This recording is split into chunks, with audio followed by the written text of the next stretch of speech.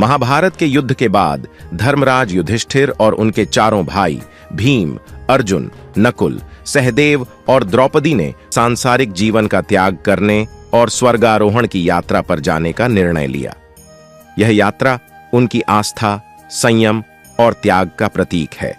राजा युधिष्ठिर ने अपने भाइयों और द्रौपदी के साथ हस्तिनापुर का राजपाट त्याग दिया।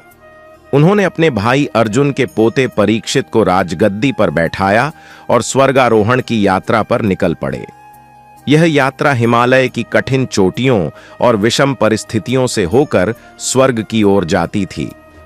यात्रा के दौरान सबसे पहले द्रौपदी का पतन हुआ।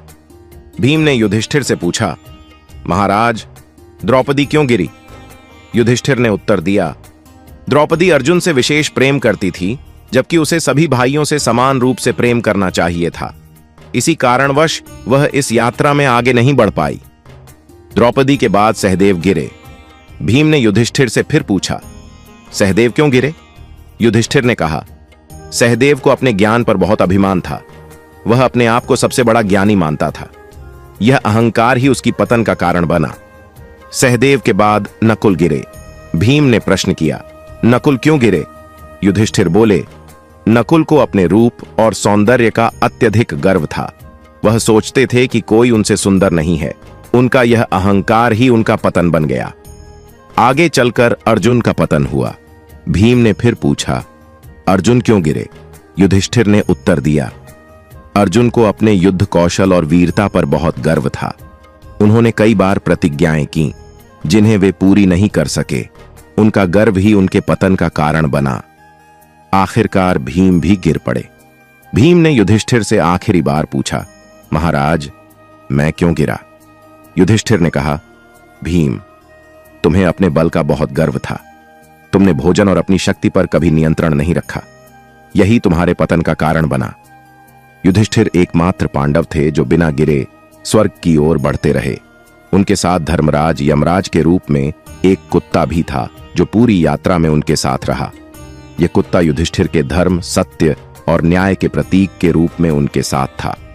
स्वर्ग के द्वार पर इंद्र ने युधिष्ठिर का स्वागत किया और कहा, युधिष्ठिर, तुम अकेले ही स्वर्ग जा सकते हो, कुत्ता साथ नहीं आ सकता। युधिष्ठिर ने इंद्र का यह प्रस्ताव ठुकरा दिया और कहा, मैं इस कुत्ते का साथ नहीं छोड़ सकता। उसने मेरी पूरी यात्रा में मेरा साथ दिया है। इसे छोड़कर मैं स्वर्ग नहीं जाऊंगा। यह सुनकर कुत्ता धर्मराज यमराज के रूप में प्रकट हुआ। यमराज ने कहा, युधिष्ठिर, तुम्हारी धर्म के प्रति निष्ठा अद्वितीय है। तुमने अपनी जीवन यात्रा में कभी भी सत्य, धर्म और न्याय का साथ नहीं छोड़ा।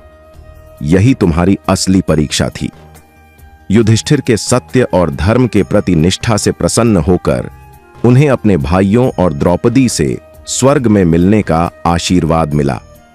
उन्होंने देखा कि उनके भाई और द्रौपदी पहले ही स्वर्ग में स्थान पा चुके हैं। यह दृश्य युधिष्ठिर के लिए अत्यंत संतोषजनक और आनंददायक था। यह कहानी केवल पांडवों की यात्रा नहीं है, बल्कि यह एक संदेश है कि जीवन में सबसे बड़ा सत्य है धर्म, न्याय और निस्वार्थ प्रेम, जो हमें अंतिम लक्ष्य मोक्ष या स्वर्ग तक पहुंचाने में सहायक होता है।